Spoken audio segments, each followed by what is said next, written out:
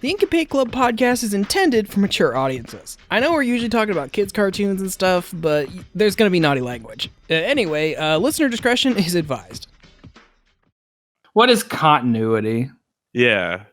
It means nothing. There's going to be somebody out there on the Ink and Paint wiki going, oh, that's not how it goes. Since when do we have a wiki? I don't know. That's the one that exists in my head.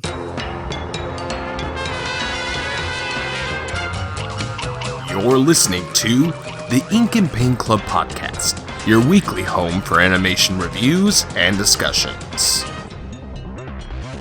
Hello, everybody. Welcome to another episode of the Ink and Paint Club podcast. My name is JD, and joining me, as always, is Kyle. Yo. And Matt. I'm Matt. Yes. Hello. You certainly are. Don't ever change. Okay. Good.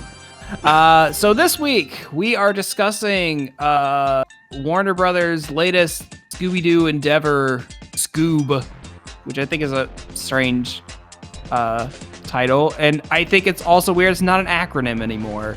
Because I remember when they announced this, it was like periods in between each letter, like it stood for something, and wait, really? Kind of just, yeah, I think so, if I remember right.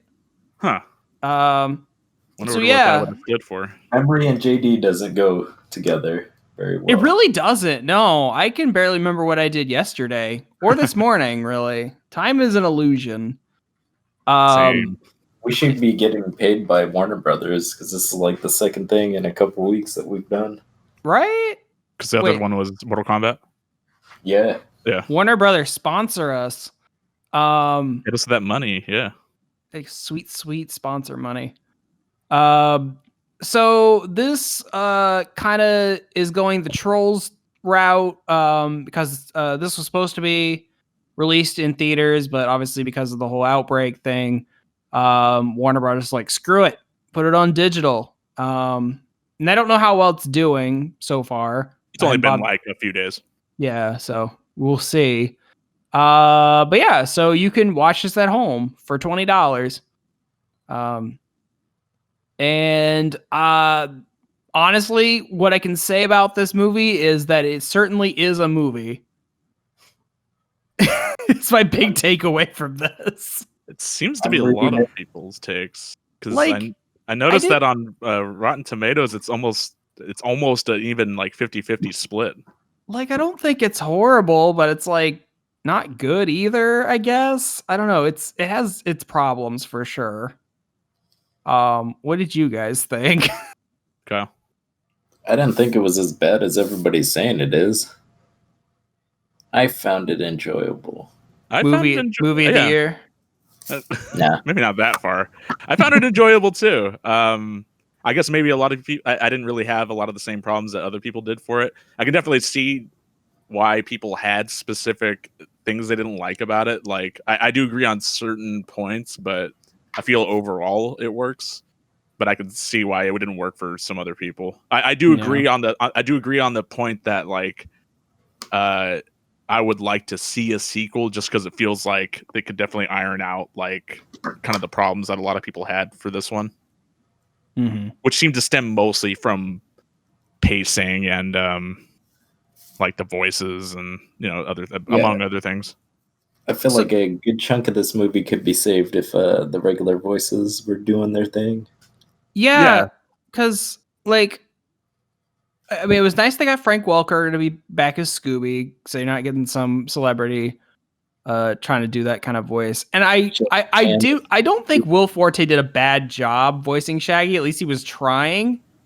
But literally all the rest of the Mystery Eaton gang, like, it's just that actor's voice. It's not like they're trying to like emulate the cartoon voice. Yeah. At all, which they all have like this very distinct way of talking, and like the live action movies can kind of get away with that more, even though Matthew Lillard in that movie was still trying to like. No, it's so much so that he became the official Shaggy voice actor. Exactly. Yeah. This point. Yeah. That was the thing too, is that he didn't even find out that he wasn't doing the role of Shaggy until like they put out like that first trailer or something like Right. that. It's same with like Grey Delisle for doing, because she's been a longtime voice of Daphne too. For 20 years, man. No, but I mean, fucking Frank Welker's been the voice of Fred since the original show, and like, 60s. yeah, and so I mean, obviously they need to get him for Scoob because that's like that's an unreplaceable role up until they'll have to. But I don't know. I feel like as far as the celebrity voice and stuff go, like it was serviceable. I would have liked like actual voice actors that sounded more like the iconic roles. Will Forte's Shaggy is, he's definitely trying. I do like Will Forte, but I don't know. I feel like maybe he needs to practice a little bit more at it, just because it's definitely got like the flavor down, but it's not quite. It's just not. It's not there yet. Yeah. But yeah, like Fred, Daphne, and Velma, they're all just very generic. And honestly, I feel like they're almost very incidental to this movie. Like, they're not really given too much to do. No, that's why it's very much a What'd you say, Kyle? I said that's why the movie's called Scoob and not Mystery Inc. or some shit like that. Yeah, I don't know. I think most of my problem with this movie, and honestly, I feel like this might be a positive for most people, is I'm not sure how I feel about the whole Hanna-Barbera verse that they kind of just like threw into this movie. Yeah, that's a big issue people are having. Like, they should have let it breathe first. On the one hand, I love all the little background nods. Like, I like that People's Pet Shop is next to the restaurant they're at. That's Magilla Gorilla. I love the arcade scene with all Hong the Kong Phooey and Laugh Olympics arcade cabinets and stuff. Yeah, and like there's all these little backgrounds, and I swear I don't know why I know this, why it popped in my head, but like I knew the fact that Captain Caveman was calling the third dog skull the slag hoople was a Flintstones reference. Yeah, I would have never caught that. Yeah. There's one that I didn't hear people mentioning, was that where they go for that third one is called Messick Mountain. Yeah, it's Don Messick, who is Scooby's original voice actor. And like, it was weird because they said, "Oh, it's Messick Mountain." I'm like, okay, Messick is Don Messick. Why do I know that name? Exactly. I had to look it up. I was like, "Oh no, that's like, I know that's an actor. Why do I know that name?" And it's like, "Oh, it's Scooby's original actor." I'm like, "Oh, okay, that's nice." Cool little. Yeah, so there's a ton of like little Easter eggs here and there. Yeah, and it's all pretty nice. So the Easter egg part, that stuff's great, and I like that. It's fun because back in the day, Hanna-Barbera would mix their characters up and like bring them together to do all kinds of silly stuff, and that's cool to have them as a little background. But basically, having all these other Hanna-Barbera characters be like central figures in this movie, like having the Blue Falcon and Dynomutt, Dick Dastardly is the bad guy. They go see Captain Caveman for really no reason, other than to have him in there for a minute. Although speaking of, I really did like Tracy Morgan as Captain Caveman. I'm kind of hot and cold on him. I thought it was an inspired decision. I think he was funny as him, but a couple of the jokes they gave him were really kind of cringy. Like, sure. I guess the only way I hated the one where he's like, "Those are some dope wheels, whatever wheels are," and I'm like, how would you know to make that reference if you didn't know what a wheel was at the beginning? Sure. I just mean just performance wise, like it was funny. Yeah, and I think people were saying like he doesn't have the yell down, but I honestly thought that he did a pretty good job with it. I can only hear like Jim Cummings doing that for some reason. Yeah. Yeah. And I feel sorry, go ahead. No, I was going to say, just since we were still on the topic of the voices, as far as like the celebrity voice actors, I think I did like them. I did like Ken Jeong and Mark Wahlberg as Blue Falcon and Dynomutt. I thought those were pretty good fits.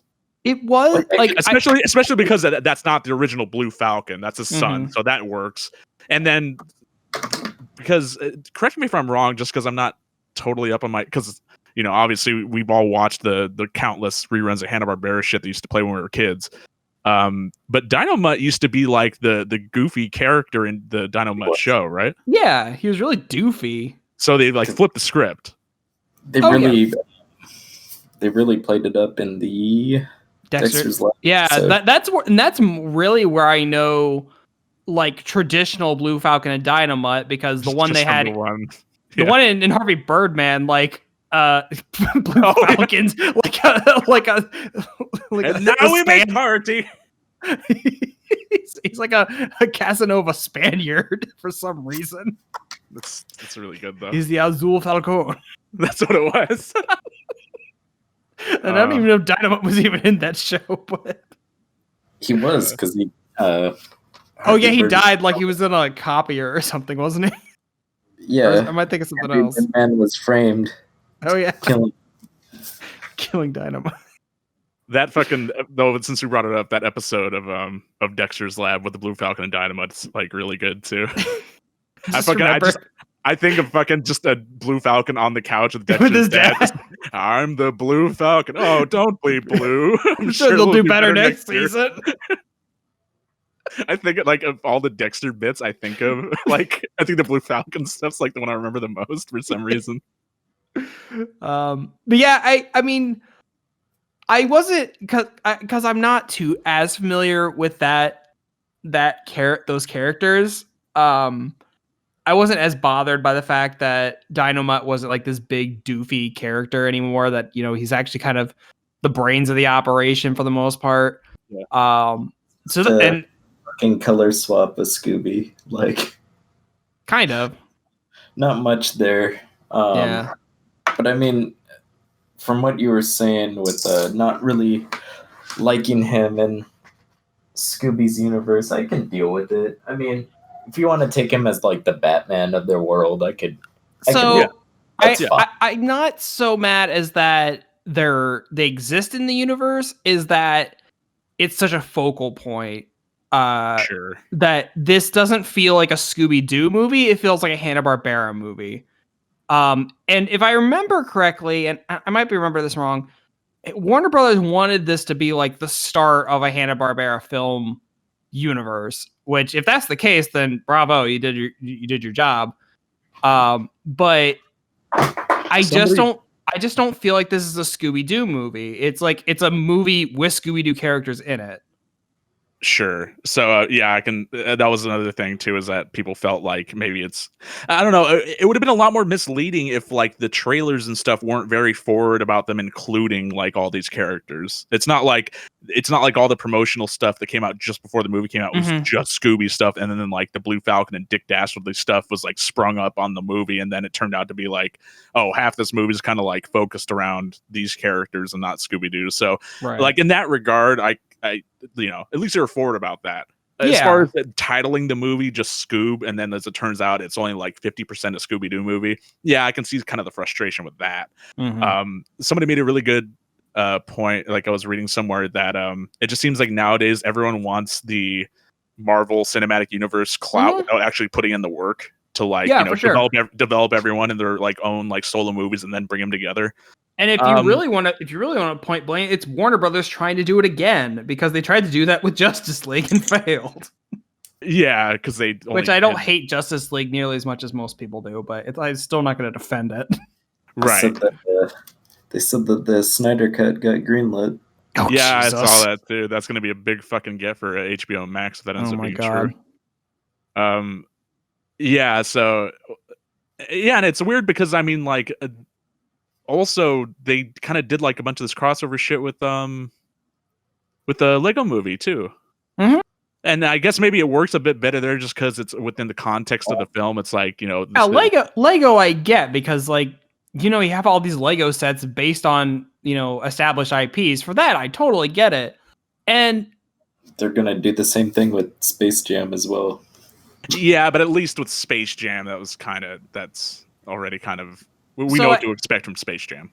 So I guess for me, if this is if Warner Bros. is wanting this to be the start of a bunch of Hanna-Barbera centric movies, I'm fine with that. I just would have rather this been a more of a traditional Scooby-Doo movie to start out with, like those pepperings of other proper or other characters in there, and then you in like each movie can just kind of have like Easter eggs of other Hanna-Barbera stuff without making it a big, amalgam of things.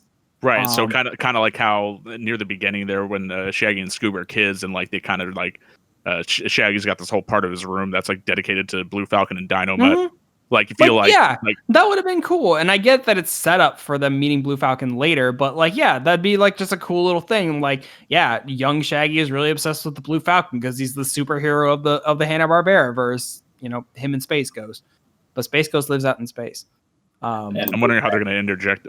Well, now is Space Ghost in the? Because like in the credits, they kind of like forward the story a bit too. Like I know we're getting a little bit ahead of ourselves here, but in the credits, they kind of like they do that whole thing where like they establish a whole Falcon force, and they have like Magilla Gorilla and Adam Ant and Jabberjaw. Yeah, and like and then the next scene they go to visit Dr. Quest. Yeah. What was that, Kyle? It was Grape Ape and not Magilla Gorilla. Oh, sorry. Well, to be fair, the color palette on there was all solid, so it wasn't. And they're all wearing costumes. Grape Ape. I didn't think it was. It looked like Adam Ant was like had a weird Iron Man suit and was just like an actual person rather than an ant. I don't know if that's just a weird design thing or what. Though I can totally see like, oh, okay, now we're doing like the Falcon Force movie, and then it's going to be all about them.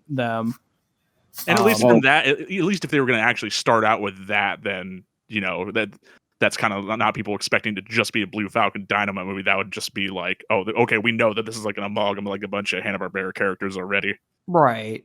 So yeah. I was thinking, man, the one thing that I've never seen ever since fucking the 90s is a Secret Squirrel. Like no one's ever brought that up. Besides, since the cartoon they did in the 90s? Yeah. Right. Like that would be neat to do to fucking bring that back. Yeah, I think Secret Squirrel would be really good. I heard someone wanted said the next thing is Jetsons, but I can't find any information on it. Yeah, I thought I read that too, but God knows what the fuck they'll do with that. I mean, I imagine. Actually, no, I don't know, because I know that they've done like crossovers with the Jetson and the Flintstones in the past, but like as far as like trying to fit it into like this universe that they're trying to establish, I don't really know what the hell they would do. Yeah. The interesting thing I'm reading is that right now it's the top rented film on all these Play stores, and it says Warner Brothers hasn't released any numbers or anything, but apparently it's higher than Trolls. Well, Trolls has been out for a bit too, so that makes sense. Also, I think Scooby-Doo is way more of a established franchise than this new wave of Trolls. So you get, parents are like, oh, I watched Scooby-Doo growing up. Let's get that. So I could definitely see that where Scoob would do better than Trolls. I mean, Scooby-Doo spans so many generations. Oh yeah. I mean, hell, they have an ongoing Scooby-Doo show on right now. God, yeah, there hasn't been much time since Scooby-Doo originally came out that there hasn't been something going on. Like there was a bit there, like in the 90s where they weren't, because I think there was a bit of time between like a pup named Scooby-Doo and Zombie Island that they weren't doing anything. Yeah, a couple of years, but yeah, it's only been it's only been a couple of years between projects. Longevity, man. Yeah. So another thing I've seen some people kind of gripe on this movie, and I kind of agree. This isn't like a Scooby-Doo mystery, like you'd kind of expect. It's more of like a traditional superhero movie, which is just all the rage these days. Did we watch the same fucking movie, JD? I'm sorry, what, Kyle? I said it did have a mystery. Did we watch the same fucking movie? I mean, it did, I guess, a little bit. Why is it be important? Here's the mystery, and then they solve the mystery. Come on now. I don't know. I don't know. It just didn't feel as Scooby-Doo-ish, I guess, if that makes sense. I also didn't really like how Velma, Daphne, and Fred convenience on a lot of information. Well, Like I mean, Velma just has that like thing in the back of the van where she can just analyze hair and just immediately comes up with Dick Dastardly's location, or how like we got these kennel records apparently that he stole, and apparently it dates all the way back to fucking Alexander the Great, and I'm like, sure, why not? well, here's the thing. It's a cartoon, first and foremost. Okay, you can't just say it's just a cartoon. That doesn't excuse things. It's for children, JD. Okay. They gotta make it simple. Excuse it. It's for children. They gotta simplify it.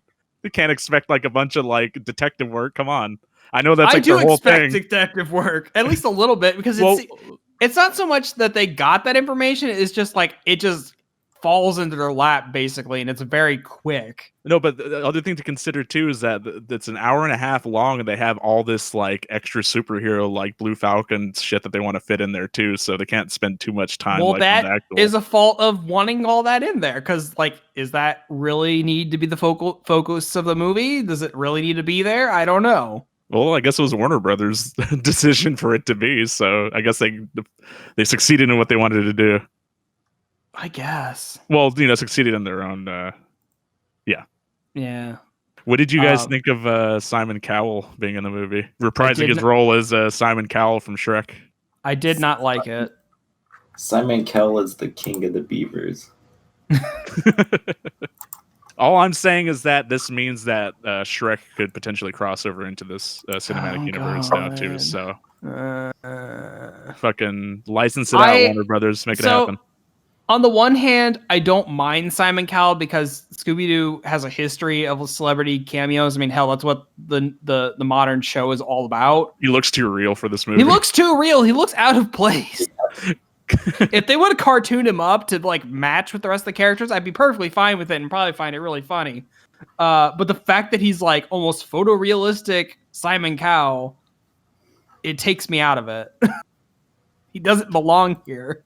I guess they were worried people wouldn't totally like, even with the voice and everything. Because it's weird because I went and I rewatched the bit in Shrek that he's in, and like it's not like, obviously because I was from back years ago, but even then like it was just cartoony enough, like you would have known who it was, especially in the context of like the scene he's in. But yeah, as far as being a celebrity guest, I just thought it was a little weird just because. Yeah, it made sense for him to be like in Shrek back in the day because that was American Idol's like peak, was like around when that came out. But then now I know he's a judge on like America's Got Talent, but I don't know like that America's Got Talent now is any more popular than American Idol was. It's kind of weird. Isn't he on the X Factor? And that's something right now. Or I think he's on America's Got Talent. I think he might have also been on X. I don't know. He's on every one of those judging shows. I guess it makes sense within the context of the story, just because that's the whole catalyst for Scoob and Shag kind of separating from the group. Is like he was going to invest in Mystery Inc., but he didn't see any pros to having them around. Yeah. So honestly, as far as integrating like a celebrity in there, like for the storyline purposes, I guess it succeeds. Yeah, it's the design. It just comes down to design. Yeah, it's purely design. I have no problem with him. Yeah, I have no problem with him being there. I have a problem with his design. It's like you know what it's like? It's like whenever they have I think it's David Hasselhoff on South Park, and they use just like the cutout of his head. Yeah, it was kind of like that. Kind of. I will say I did like the joke they used with him right at the end where it's like they unmasked Dick Dastardly and it's Simon Cowell, and then they're like, wait a minute, that makes no sense. So they pull it off again. Yeah. Nobody goes for the double unmasking. I did find that funny. So speaking of Dick Dastardly though, even though like people might have problems with them like interjecting like other Hanna-Barbera stuff in here and not being like a sole Scooby-Doo movie, I felt like all the stuff with Dick Dastardly was like really good. Oh, he's the best part of the movie. Yeah, definitely. He really is. Like I don't know what it is with like fucking Mad Scientist this year, but between this and like Robotnik and the Sonic movie, like being the best parts of like their respective movies. And really, yeah. Sorry, what, Kyle? I wouldn't really call him a mad scientist as much as he's an engineer. Well, I mean, he kind of, you know what I mean? He kind of fits like that archetype of being like the big bad, like inventor. Yeah. I liked him a lot. No, he was great. Who voiced him in this movie? I can't remember. Jason Isaacs was his voice actor. I keep thinking, is that the guy who's Malfoy's dad in Harry Potter? That was it popped up as Harry Potter. The first thing, Lucius Malfoy. Oh, okay. Jason you're right. Isaacs. Okay, then yeah, I was right. I know that he was Admiral Zhao in Avatar. Also that. Yeah. I did like that, like Dick's motivation. They really got their mileage out of that joke. But it was good. It was a good joke. And I love that they actually used it as a marketing thing. Just screaming his own name. Yeah, and that's what it's a kids movie, but it's his name, so they can say Dick all they want. What was the other like blue joke they did too? It was just like, the F-bomb. You're gonna start dropping F-bombs. And I love that he just leans over and he's like, "Hey man, let's keep it PG." But I did like that. They kind of did a twist on like what Dick's real motivation was. Is that like you think he's collecting all these skulls so he can go to the underworld and get like this like fabled fortune that's buried in there, but no, it's like he tried to do that once before and he lost Muttley in there, so he's really doing this and go get Muttley back, which I thought was kind of sweet, even though they they turn right steal around all the treasure right after. Yeah, immediately. But I like that. I like that it had like some kind of sentimentality. It was like, no, I'm really doing this to get my friend back, and it's like, oh, okay, that's actually kind of nice. I kind of like that. I did like that, but what I really liked is that they captured their personalities too, because they're like they're partners, but they fucking hate each other, but they love each other. Yeah, it's such a great fucking. It was so great. Just candy. It's a good dynamic. Yeah, and it's like he like finally gets to the underworld and finds Muttley, and he's like crying because he thinks he's dead, and Muttley's just like milking it for as much as he can. Well, that was funny. If you guys didn't know, that was Billy West as Muttley. Yeah, I didn't know that he did Muttley before. I don't know if he did it before. He hasn't really been in much. Yeah. The only thing that they've done, wacky races before the shitty boomerang thing. They did like a car commercial. They had a CGI Muttley. Oh wow! I'd read that he had done Muttley previously, but I didn't know for what project. Yeah, because I think it was weird. I didn't know that. I knew that Dick Dastardly and Muttley were characters in Wacky Races, but I did not know that he had his own spinoff. Yeah, he was trying to catch the pigeon, and I guess he did because he caught the pigeon. There's a fucking stuffed pigeon in this movie. Like, I love that joke, and I love like someone pointed it out online. He's like, he finally did it. He caught the pigeon. Oh my god. I do want to say on a plus side of this movie, I did actually think it was very well animated. Like it's like especially with like Dick and Shaggy, they're really expressive. Well, Scoob too. I mean, Scoob looks like in CG here. Oh, like, yeah. He looks the closest to the like genuine. Like, and I mean, that was half the reason I wanted to see this movie is when they put out the production stills to promote this movie when they first announced it. It's like, wow, like they really translated Scooby and Shaggy into 3D like really well, and like that looks really great. So that's why I kind of wanted to see it. They did the whole theme song. Redid the whole theme. Yeah, song. I did. I really like that where they do the entire 60s title sequence in CG. That was a really cool. Yeah, that was like definitely really one of the highlights was them recreated in that. Mm-hmm. I did want to bring it up because actually, so since we're still on the topic of the style, the style of the movie is really cool. The color palettes, like, definitely like eye candy. Like it visually looks really good. Yeah. Some of the like the designs of the rest of Mystery Inc. aside from Shaggy and Scoob are like a little not off, but I mean they seem very generic. Yeah, like Shaggy and Scoob look so much more cartoony than they do, so it's a little off. But I mean, then when you get to like Dick Dastardly and Muttley, and then like how I fucking love Blue Falcon and Dynamo's designs in this. I really dig them. Like as far as because I mean they reference the fact that Blue Falcon in this is like a second generation superhero, so his is like a kind of updated like costume design and stuff. But even like Dynamite stuff, like I don't know, I really do dig the designs on those. Yeah, and then like even like the robots that Dick Dashley has, I think they're called, was it the Rottens, or they're called something like that. I couldn't tell what he was calling them. Yeah, but the robots are cool too. Like even though Little they're like baby robots. they're a little cutesy, but then like when they actually start transforming into like the spiders and shit, like it's pretty Spiders rad. with chainsaws. Yeah. Yeah, I like their designs a lot. It makes me want to get a toy of them. I guess they're gonna succeed. Yeah, that's definitely, they're designed to be kind of like their own minions, or like Illumination minions. I mean, like Oh, God. something they could definitely try to sell at some Okay, point. if Warner Brothers production logo starts popping up with these little robots, I don't know where this is heading. Yeah, but I'd rather see a movie based around these guys than fucking minions. I was kind of sad this movie didn't have the normal WB animation logo that has like Daffy flipping out. Well, that seems to be a thing just for the 2D directed stuff. DVD stuff, right? Yeah, 'Cause, I mean, this had maybe those are separate. Maybe Warner Bros. Animation and whatever This WAG. Warner Animation Group, yeah, because it's a different thing. Because this is the okay. same people that did the Lego movie, I think. That was Okay. also WAG. Well, never mind then. I did want to bring something up. There's a lot of licensed music in this. Mhm. There are two standouts that I don't know that they necessarily belong in a Scooby-Doo movie or really any Hanna-Barbera movie.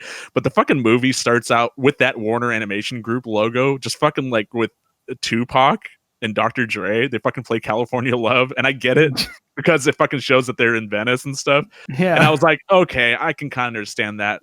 But then you get to later on in the movie when they like get to they take the fucking they take the ship over to the last island, and they're fucking playing Bombs Over Baghdad by fucking Outkast. I'm like, what the fuck? This doesn't seem like a good, because I mean, they don't even censor either. It's just like, you hear the chorus of children like going Bombs Over Baghdad. I'm like, what the fuck? Like, that's a weird fucking choice for this.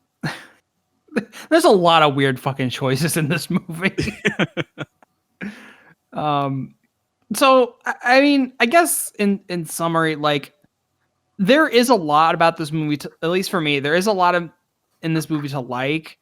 There's just a lot of odd decisions made that I don't know work.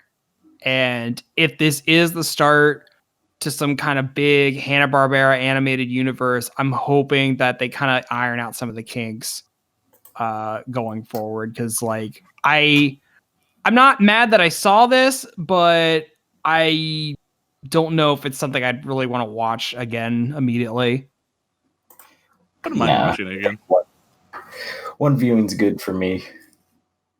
I think like another viewing to kind of catch like some of a lot of the background stuff would be nice. But yeah, and that's kind of where I really like the people on Tumblr and Twitter that have just been posting screenshots from, like, look at, like, someone posted just like the wide shot of the arcade where you can just see like all of the pinball and arcade machines and the posters on the back wall that are all references, and it was nice to kind of pick those apart.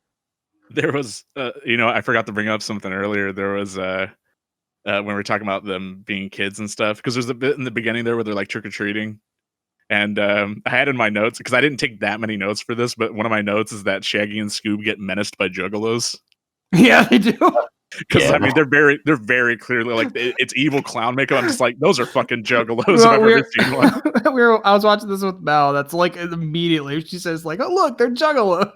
It's like, Jesus. They were also like somewhat nice too, because they're looking. Yeah, it's like it's like, are they really the bad guys? Like, they said that your blood sugar will thank us, and like, kind of, yeah. They're just being a dick about it. Well, one thing I noticed, I haven't seen anybody post it, but in the haunted house, there's those silhouette relief cutouts. There's Fred and Wilma on the wall. Oh, really? Oh, I didn't see that. Yeah, I haven't seen anybody say anything. There was also kids dressed up as the Impossibles during the Halloween thing. Yeah, I didn't really notice any of the kids in the Halloween scene other than the main kids. So shit. There's also a little girl dressed as a Bumblebee too. From the superhero girls. Yeah. Oh, that's funny. I was going to say, what, the Transformer? Warner Bros. Don't own that. Yeah, I don't know, man. It's a weird time we're living in. I'm sure they could have gotten away with it. Probably, honestly. I mean, fucking My Little Pony's crossing over with everything, including Transformers. Including Transformers, yeah. And Ghostbusters and D&D. It's a weird time we live in, folks. My Little Pony crosses over with Sonic since IDW has the. Oh yeah! Wow. Yeah. No, God. that's a very real possibility, and that might. That's a dangerous possibility, and I don't know how to feel about that. That will actually break the internet. It will. They always talk about breaking the internet. That'll actually break the internet. Yeah, it'll just go down. I think Sega would put their foot down and say no. Yeah, you don't. I don't know. Sega puts Sonic at anything these days. Yeah, Sega's made some fucking decisions. From what I heard, Sega's put their foot down on a lot of stuff in the IDW comic. Huh. Interesting. I wish they'd put their foot down more when making fucking games. Yeah. Anyway, so is there anything else you guys want to say about this movie before we wrap up? I'm good. It's worth the watch. Yeah, definitely. I agree. Definitely worth the one watch, and then hopefully, like I would like for a sequel to come out to this, and for it to kind of take some of the criticisms to heart and kind of just enhance the product, because I feel like this has definitely got like a very good. I feel like it could have had a better basis, like if they would have just let everything breathe and given everything a solo movie. But I feel like what's there, works enough for me anyway. Yeah. I'm sure there's other people like, and like I said, it seems like a lot of people are split on the movie whether they enjoyed it or not, because like aggregate sites are saying that it's like pretty much down the middle right now. So yeah, and I mean this is another thing where it's definitely going to play a factor in seeing the future of like features coming out, just because along with the troll stuff. I mean, if this does well on here, we could be once everything's back to like some sort of semblance of normal. I mean, stuff could be coming out to digital the same day as like it comes out in the theaters now. It'll be hard to say, until we'll see. Yeah. Well, all right, guys, there you go. There's our thoughts on Scoob. Let us know. What, Kyle? No, I'm just kidding. Okay. Let us know what you guys thought about this, about Hanna-Barbera's plans to make their own cinematic universe and all that good shit. We'll be back again next week with another episode, but until then, be safe, and we'll catch y'all next time. See you next time. See ya. Thanks for listening to the Ink and Paint Club podcast. Be sure to follow us on Facebook and Twitter to keep up with the show. Join our Discord to chat with us, and subscribe to our Patreon for some cool bonuses. Links are in the description. We'll see you next time.